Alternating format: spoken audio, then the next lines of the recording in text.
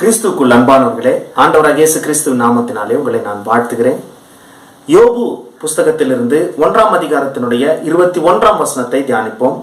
நிர்வாணியாய் என் தாயின் கர்ப்பத்திலிருந்து வந்தேன், நிர்வாணியாய் அவ்விடத்துக்கு திரும்புவேன். கர்த்தர் கொடுத்தார், கர்த்தர் எடுத்தார், கர்த்தருடைய நாமத்துக்கு ஸ்தோத்திரம் என்றான். அன்பானவர்களே, கர்த்தரை யோபு துதித்துக் கொண்டிருக்கிறான். எப்படிப்பட்ட சூழ்நிலையில் தெரியுமா? அவனுடைய ஆஸ்தி, அவனுடைய செல்வம், அவனுடைய பொருட்கள், அவனுடைய பிள்ளைகள் எல்லாரையும் இழந்து விட்டு இந்த கர்த்தரை துதிப்பாடி கொண்டிருக்கிறான். கேட்கவே ஆச்சரியமா இருக்கு.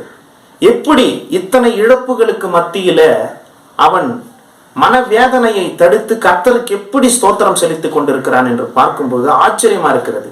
நாம் சந்தோஷமா இருக்கும்போது கர்த்தரை நாம் துதிப்பதும் ஸ்தோத்திரம் செலுத்துவதும் மிக எளிது. ஆனால் இப்படிப்பட்ட இக்கட்டான சூழ்நிலையில நாம் கர்த்தரை துதிப்பது மிக கடினம். அன்பானவர்களே, இந்த காரியத்தை, இந்த சத்தியத்துல நாம் புரிஞ்சு கொள்ள வேண்டிய ஒரு முக்கியமான விஷயம் என்னவென்றால், மனவேதனைகள் நமக்கு, அதாவது இழப்புகளால் நமக்கு உண்டாகிற மனவேதனைகளை தடுப்பது எப்படி என்று பார்க்கும்போது யோபு வாழ்க்கையில நாம் அதை கற்றுக்கொள்ள முடியும். இழப்பு நாம் எதையாகிலும் இழந்து விடுவோம் அல்லவா? அந்த இழப்புகளால் நமக்கு மனவேதனை உண்டாகிறது. அதை தடுக்கிறதுக்கு என்ன செய்ய வேண்டும்?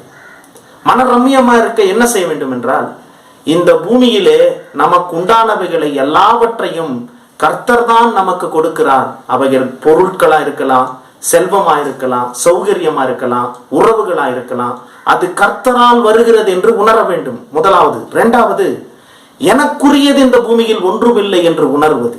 மூன்றாவது, நான் எனக்கு சொந்தமான உலகத்தில் வாழவில்லை, நான் தேவனுக்கு சொந்தமான உலகத்தில் வாழுகிறபடினால் அவர் சித்தத்தின்படிதான் என் வாழ்க்கையில் எல்லாமே நடக்கும் என்று அவன் அறிந்திருக்க வேண்டும். இந்த காரியங்களை யோபு அறிந்திருந்ததினாலே இப்படிப்பட்ட இக்கட்டான சூழ்நிலையில மனவேதனைக்கு மத்தியில அவன் கர்த்தரை துதிக்க முடிந்தது. இன்று ஒரு சின்ன பிரச்சனை வந்தா நம்மளால கர்த்தரை துதிக்க முடியல. காரணம், நாமளே பெருசா ஏதோ சாதிச்சு எல்லாவற்றையும் பெற்றுக்கொண்டதாக நினைப்பு.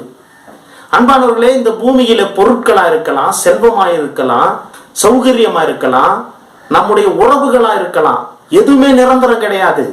இந்த ஒரு மனப்பான்மைக்கு யார் வருகிறார்களோ அவர்களால மட்டும்தான் இழப்புகளுக்கு மத்தியில மனவேதனை அடையாமல் தைரியமாக, சந்தோஷமாக, சமாதானமாக வாழ முடியும். ஆமன்பானவர்களே, தேவனை துதிக்கும்படி அவர் நம்மை தேர்ந்தெடுத்திருக்கிறபடியினால் யோபுவிடத்தில் நாம் அந்த பாடத்தை கற்றுக்கொள்ள வேண்டும். அவன் அத்தனை இழந்த போது அவனுக்கு மனதுக்குள்ள ஓடிக்கொண்டிருந்த விஷயம் என்ன தெரியுமா? இதை எல்லாவற்றையும் கர்த்தரே கொடுத்தார் என்று.